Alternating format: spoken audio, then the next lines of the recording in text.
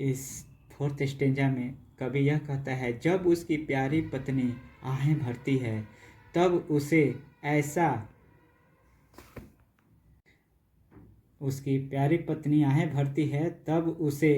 ऐसा अनुभव होता है मानो उसकी आत्मा प्रेमिका की आहों से मिलकर उसे छोड़कर जा रही है।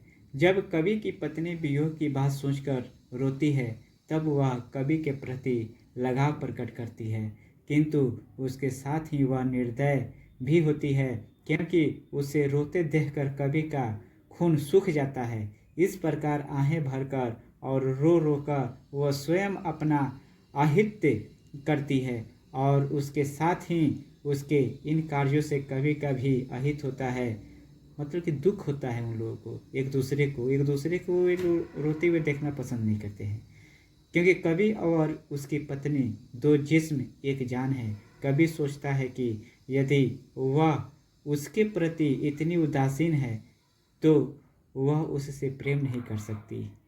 अब फिफ्थ स्टेंजा आता है, let not thy divining heart forethink me any ill destiny may take thy part and may the fears fulfill, but think that we are but inside to sleep, they who one another nay alive report be। अब इस stanza में या fifth stanza में जो है यह कवि क्या कहना चाहता है कि his beloved wife has the power to force the future, or at least her heart may be full of foreboding for what may befall her lover in his journeys.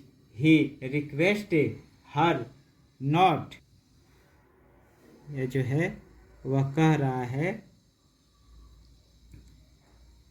कि not to forbid any evil, for destiny may decide to fulfill these evil thoughts and thus bring suffering to him during his absence. She must think that they have turned away from each other only to sleep. If we people can keep each other alive by thinking of each other, they can never be part। अर्थात fifth stanza में है, यह कहना चाहता है, कवि क्या कह रहा है कि उसकी प्यारी पत्नी भविष्य की बातें पहले ही सोच लेती है, अथवा संभवतः उसका हृदय कम से कम इस बात से आशंकित है कि उसके प्रेमी के साथ उसकी यात्राओं में न जाने क्या बीतेगा। कभी उससे प्रार्थना करता है कि किसी प्रकार के अनिष्ट की आशंका न करे, क्योंकि संभव है नियति उसकी आशंका को पूर्ण कर दे और कवि को पीड़ित होना पड़े। कवि की अनुपस्थिति में उसकी प्रेमिका को यह सोचना चाहिए कि वे केवल गहन निद्रा में निमग्न होने के लिए एक दूसरे से बिछड़े हुए हैं। यदि दो व्यक्ति एक दूसरे के विषय में विचार करते रहकर एक दूसरे को जीवित रह सकते हैं तो वे कभी भी बिछोड़ नहीं सकते। इस प्रकार हम देख रहे हैं कि यह जो है कविता या जॉन डॉन के द्वारा जो लिखा गया है एक लव से संबंधित है, प्रेमी प्रेमिकाओं के बीच की मैटर है यह, और कैसे ये लोग एक दूसरे के प्रति वफादार है, अपना अपना फर्ज अदा कर रहे हैं। वे लोग एक दूसरे के लिए कैसे जीने और मरने के लिए एक दूसरे को रोते हुए देखना नहीं चाह रहे हैं। इस प्रकार यह जो है एक जिस्म और दो जान है, और इस प्रकार यह कविता संपन्न हो रही है। Thank you.